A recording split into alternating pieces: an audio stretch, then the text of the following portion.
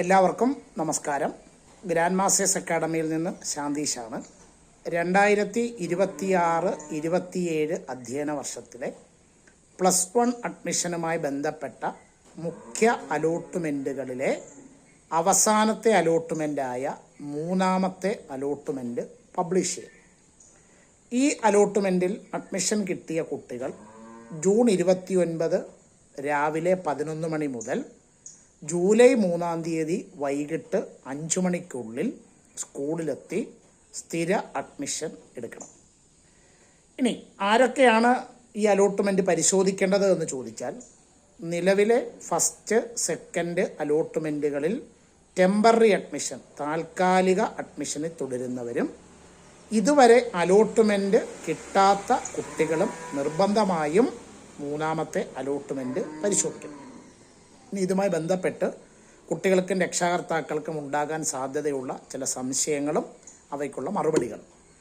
ഒന്നാമത്തെ ഒരു ചോദ്യം, മുൻ അലോട്ട്മെൻറ്റിൽ താൽക്കാലിക പ്രവേശനം ഒരു കുട്ടിക്ക് കിട്ടി, 3ാമത്തെ അലോട്ട്മെൻറ്റിൽ ഓപ്ഷനകത്തിൽ മാറ്റമുണ്ട്, അതായത് അതിന് മുകളിലുള്ള ഒരു സ്കൂളിലേക്ക് കിട്ടി എങ്കിൽ എന്ത് ചെയ്യണമെന്നുള്ളതാണ്.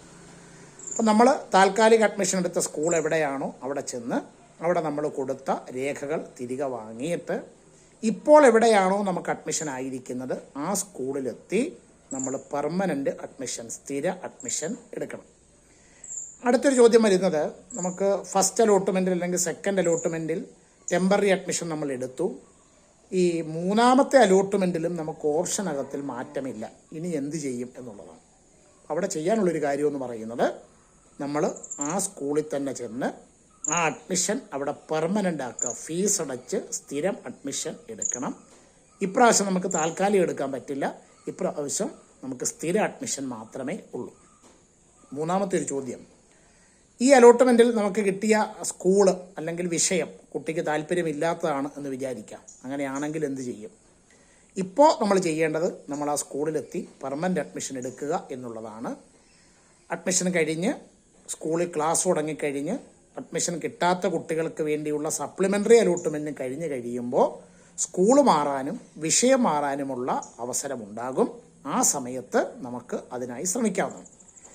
ഇനി അഡ്മിഷൻ ഇതുവരെയും ആകാത്ത കുട്ടിയാണെങ്കിൽ വിഷമിക്കേണ്ട, അവർക്ക് സ്കൂളിൽ ക്ലാസ് തുടങ്ങിക്കഴിയുന്ന ഉടനെ തന്നെ ഒഴിവുള്ള സ്കൂളുകൾ നോക്കി സപ്ലിമെൻ്ററി അലോട്ട്മെൻറ്റിന് ക്ഷണിക്കും. ആ സമയത്ത് നമ്മൾ വീണ്ടും ആപ്ലിക്കേഷൻ കാര്യങ്ങൾ കൊടുത്തു കഴിഞ്ഞാൽ ഇതുവരെ അഡ്മിഷൻ കിട്ടാത്ത കുട്ടികൾക്ക് അഡ്മിഷൻ കിട്ടുന്നതായിരിക്കും.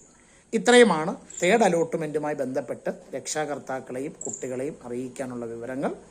ഇതിൻ്റെ കൂടുതൽ അപ്ഡേഷൻസ് നമ്മുടെ വീഡിയോയിൽ തുടർന്ന് ഉണ്ടാകുന്നതായിരിക്കും. നന്ദി, നമസ്കാരം.